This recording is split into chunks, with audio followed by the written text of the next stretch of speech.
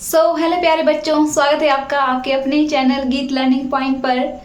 तो बच्चों, आज है मंडे और मंडे से हम मैथमेटिक्स की क्लास स्टार्ट कर रहे हैं। और पिछले वीक मैंने आपको फिजिक्स की क्लासेस दी थी।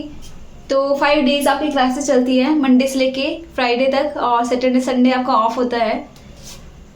तो आज हम करेंगे मैथमेटिक्स, और मैथमेटिक्स का ना हम चैप्टर 3 कर रहे थे, ठीक है, चैप्टर 3। तो इसके कुछ टॉपिक मैंने आपको पहले करा दिए हैं। तो जो बच्चे इस क्लास में नए आए हैं तो प्लीज़ प्लेलिस्ट में जाके मैथमेटिक्स की क्लासेस कर लेना आप। तो उसमें मैंने ये वाला चैप्टर कराया है, तो इसकी 3 से 4 वीडियो पहले डाली हैं मैंने, तो उनको आप देख लेना। तो आज पढ़ेंगे हम ट्रिग्नोमेट्रिक फंक्शन के रेंज और डोमेन के बारे में, डोमेन और रेंज के बारे में पढ़ेंगे। तो मैंने आपको पहले चैप्टर में भी बताया था और सेकंड चैप्टर में कि रेंज और डोमेन क्या होता है, ठीक है। तो आपका डोमेन क्या होता है, जैसे मैंने कोई फंक्शन ले लिया, ठीक है, जैसे f(x) = x+1। अब ये मेरा कोई फंक्शन है, तो मैं x की क्या क्या वैल्यू डाल सकती हूँ, यहाँ पे क्या क्या डाल सकती हूँ। आप कुछ भी डाल सकते हो रियल नंबर में, कुछ भी डाल सकते हो रियल नंबर में। तो जो ये वैल्यू मैं डाल रही हूँ ना, इनपुट दे रही हूँ, मतलब यहाँ पे कुछ डाल रही हूँ, तो उसको हम क्या बोलेंगे, डोमेन। क्या बोलेंगे, डोमेन। जो इनपुट डाल रही हूँ, यानी कि जो x की वैल्यू मैं डाल रही हूँ वो क्या है आपकी डोमेन। और इसको सॉल्व करके जो मुझे मिलेगा उसको मैं क्या बोलूँगी, आउटपुट। जो मुझे आउटपुट मिली उसी को हम क्या बोलते हैं, रेंज। क्या बोलते हैं, रेंज। तो ये तो मैंने फंक्शन में समझाया आपको, ठीक है, सिंपल फंक्शन में। जो मैंने इसमें x की वैल्यू डाल रही हूँ वो क्या हुई आपकी डोमेन। जो x की वैल्यू होगी, कुछ भी होगी, 0 1 2 3 कुछ भी, तो वो क्या होगी आपकी डोमेन। और रेंज क्या हुई आपकी, जो इसको सॉल्व करके मिला। जैसे मान लो इसको x को डाल के, जैसे मैंने 0 से स्टार्ट किया, 0 1 2 3 ऐसे, ये हुई आपकी डोमेन। तो आपको गिवन है, सपोज करो भी आपको ये इसमें डालना है। तो अगर आपको गिवन दी होगी डोमेन, तो आपको रेंज कैसे निकाल सकते हो आप। रेंज आप सिर्फ क्या करोगे, ये जो डोमेन की वैल्यू यहाँ पे भरते जाओगे, आपको रेंज मिलती जाएगी। जैसे मैं 0 भरूँ यहाँ पे, तो क्या मिलेगा मुझे, पहला 0 + 1, यानी कि पहली वैल्यू क्या मिलेगी रेंज की, आउटपुट पहला क्या मिला मुझे 1। सेकेंड क्या हुआ, 1 + 1 क्या मिलेगा 2। सेकेंड वैल्यू भरो तो, थर्ड वैल्यू भरोगे तो कितना मिलेगा, 2 + 1 3। नेक्स्ट 3 को भरोगे तो क्या मिलेगा, 3 + 1 4। तो ये आपकी रेंज की वैल्यू होगी और ये डोमेन की वैल्यू होगी। तो अगर आपको डोमेन और रेंज अच्छे से समझ नहीं आ रही है तो आप पिछला चैप्टर कर लेना, ठीक है, वहाँ पे मैंने अच्छे से कराया है। तो आज थोड़ी थकावट फील हो रही है मुझे, तो बीच में कई बार टंग स्लिप हो जाती है, तो उसको माइंड मत करना। तो सबसे पहले अभी तो हमने, ये तो मैंने आपको सिंपल फंक्शन के डोमेन रेंज बता दिया। तो अब हम पढ़ेंगे domain range of trigonometric function. जो आपके ट्रिग्नोमेट्रिक फंक्शन होते हैं उनमें क्या डोमेन होती है, उनमें क्या रेंज होती है, वो पढ़ेंगे हम, ठीक है। तो सबसे पहले स्टार्ट करते हैं sin x, यानी कि sin x में आप क्या क्या वैल्यू डाल सकते हो। जो आप यहाँ पे x की वैल्यू डालोगे वो क्या होगी आपकी इनपुट, यानी कि डोमेन। और जो आपको मिलेगा पूरा फंक्शन, ये पूरा वैल्यू, x की वैल्यू कुछ डाल के, जैसे x की वैल्यू आपको 0 डाल के, जैसे हमने डाला 0, तो हमें क्या मिलता है sin 0 0, तो वो क्या हुई आपकी रेंज, और ये क्या हुई डोमेन। जैसे हमने x को क्या डाला, मान लो हमने x को डाला π/2, ठीक है, 90 डिग्री डाला π/2, तो हमें क्या मिलेगा ये फंक्शन sin π/2 कितना होता है 1, तो हमें क्या मिलेगा 1। तो इस तरह से हमें क्या मिलेगा, कुछ वैल्यू डालने पर, यानी कि डोमेन की वैल्यू डालने पर हमें रेंज मिल जाएगी, ठीक है। तो इसको आप ऐसे लिख देते हैं y = sin x। तो जो याद रखना आपको, जो आपकी ये एक्सिस वाली जो वैल्यू होती है वो होती है आपकी डोमेन, और जो आपको y एक्सिस पे मिलता है वो क्या होती है आपकी रेंज। तो ये हुई डोमेन और ये हुई रेंज, बस आपको यही निकालना है। तो देखो ये पहला फंक्शन है sin x। तो sin x पे मैं x की वैल्यू क्या क्या डाल सकती हूँ, कुछ भी डाल सकती हूँ, ठीक है, 0 1 2 3 कुछ भी डाल सकती हूँ मैं x की वैल्यू, यानी कि रियल नंबर आप कुछ भी डालते हो। ये है मैंने जैसे ग्राफ बनाया है, ये आपकी एक्स एक्सिस है और ये वाई एक्सिस है, तो ये आपका साइन एक्स का ग्राफ है, ठीक है। तो मैंने यहाँ पे बहुत सारी वैल्यू डाली है, ये आपकी एक्स की वैल्यू है, तो ऐसे ऐसे आगे को चलता रहेगा और ये ऐसे ऐसे होता जाएगा, ठीक है। तो आप देख रहे हो ना कि हम यहाँ पे एक्स की कुछ भी वैल्यू डाल सकते हैं, पर यहाँ ध्यान से देखो आपने एक्स की तो कुछ भी वैल्यू डाल दी, ठीक है, पर आपको वाई कितना मिल रहा है। वाई ये देखो, ये ग्राफ 1 से ऊपर नहीं गया है, आगे भी ये 1 से ऊपर नहीं जाएगा ऐसे, और नीचे को ये -1 से नीचे नहीं गया है। तो आपने देख रहे हो कि y पे आपको सिर्फ ये दो वैल्यू मिल रही है, 1 और -1। तो इसकी रेंज क्या होगी बताओ, क्या मिल रही है आपको y की वैल्यू। जो y की वैल्यू है वही तो आपकी क्या है, रेंज है। तो हमें क्या मिल रही है y की वैल्यू, -1 और 1, यही हमें क्या मिल रही है y की वैल्यू। तो इसी को हम क्या बोलते हैं, रेंज। समझ आया। तो डोमेन हम कुछ भी डाल सकते हैं नंबर लाइन पे, एक्स की कुछ भी वैल्यू डाल सकते हैं। तो इसलिए आपकी डोमेन होगी क्या, रियल नंबर, और रेंज क्या मिल रही है हमें, -1 और 1, यही मिल रहा है हमें, ठीक है। समझ आया, क्या मिल रहा है हमें, सिर्फ -1 और 1 ही मिल रहे हैं हमें।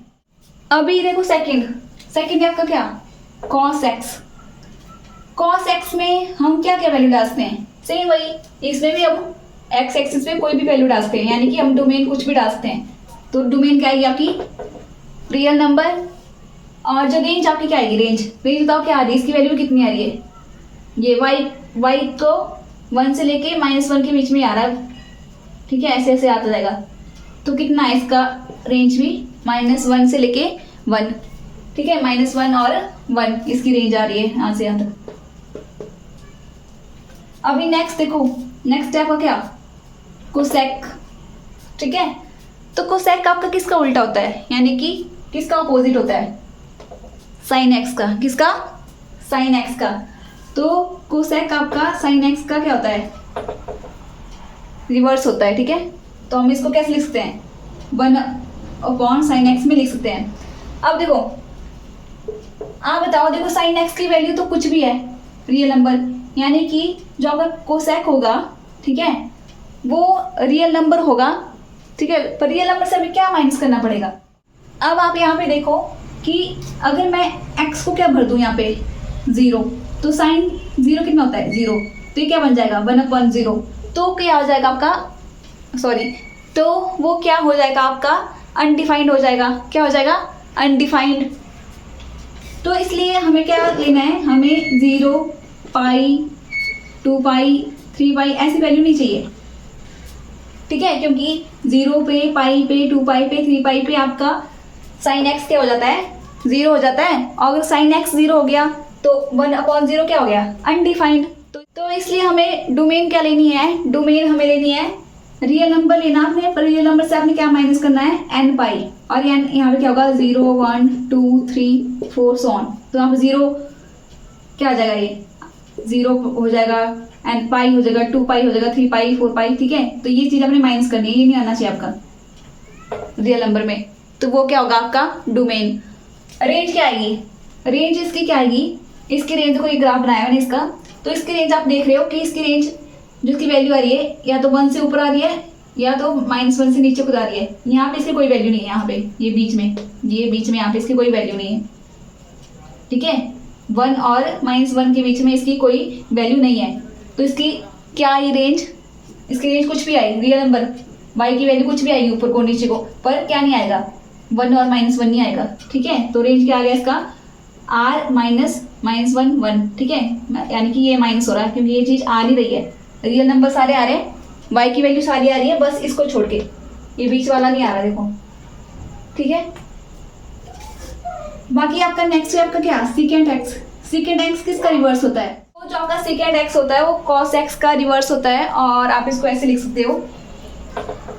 अब देखो मुझे बताओ कि इसमें भी सेम कॉन्सेप्ट लगेगा आपको। यहाँ पे cos की वैल्यू 0 नहीं चाहिए, तो आपको पता है cos की वैल्यू कब 0 होती है, π/2 पे, π/2 पे हो जाएगा, 3π/2 पे हो जाएगा, 5π/2 पे हो जाएगा, ठीक है। तो इसका मतलब आपको यहाँ पे ये वाली वैल्यू नहीं लेनी है। तो इसको आप कैसे बनाओगे, ये सारी वैल्यू कैसे लोगे एक फॉर्मूले में, तो इसको आप ऐसे लिख सकते हो 2n + 1 π/2, तो जो आपकी यहाँ पे n की वैल्यू क्या होगी, 0 से लेके 0 1 2 3 so on ऐसे। तो अगर आप इसको 0 भरोगे यहाँ पे n तो क्या आ जाएगा ये π/2। अगर आप इसको 2 भरोगे तो कितना आ जाएगा, सॉरी 1 भरोगे तो क्या आ जाएगा 3π/2, फिर 5π/2, इस तरह से सारी वैल्यू आ जाएगी। तो आपकी डोमेन क्या बन रही है इस केस में, सारे के सारे रियल नंबर आएंगे, पर इसको नहीं लेना है क्योंकि इसके ऊपर वैल्यू क्या आ जा रही है, 0, अनडिफाइंड हो जा रही है। ठीक है, इसके ऊपर कॉस की वैल्यू तो 0 आ रही है, पर आपका जो सेकेंड एक्स है वो क्या आ जाएगा, ऐसे आएगा ना 1/0, तो ये क्या बन जाएगा, अनडिफाइंड। तो इसलिए हमने ये वाली वैल्यू नहीं लेनी है। तो ये इसकी क्या होगी, डोमेन। और इसकी रेंज क्या हुई, तो इसकी रेंज भी इस तरह से बनती है। ठीक है, तो रेंज भी इसकी क्या हुई, ऐसी ही बनती है, सारे रियल नंबर आ जाते हैं y की वैल्यू में, बस ये वाली नहीं आती बीच वाले। ठीक है, ये वाले बीच वाले नहीं आई वैल्यू, -1 से लेके 1 तक। नेक्स्ट क्या आपका 10x। तो 10x को मैं कैसे लिख सकती हूँ, sin x upon cos x के रूप में लिख सकती हूँ ना। अब यही कॉन्सेप्ट लगाओ यहाँ पे भी। तो यहाँ पे देखो नीचे आपने सिर्फ डिनोमिनेटर देखना है, तो डिनोमिनेटर में यहाँ पे क्या आ रहा है, cos x।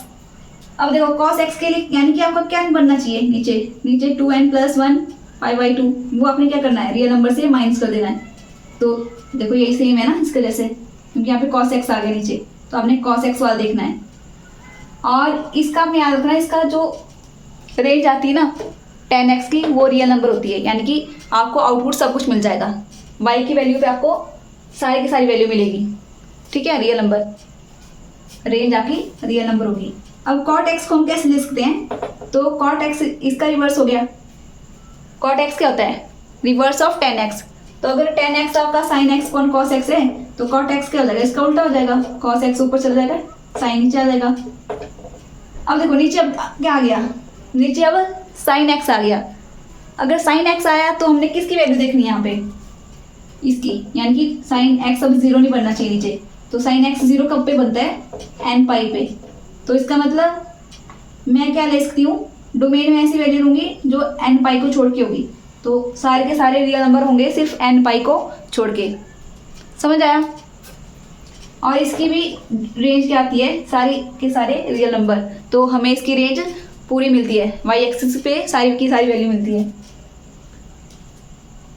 इतना समझ आया आपको। मुझे लग रहा है ना मैं बीमार होने वाली हूँ, बीमार नहीं होनी चाहिए यार इतना ज़्यादा पढ़ने को।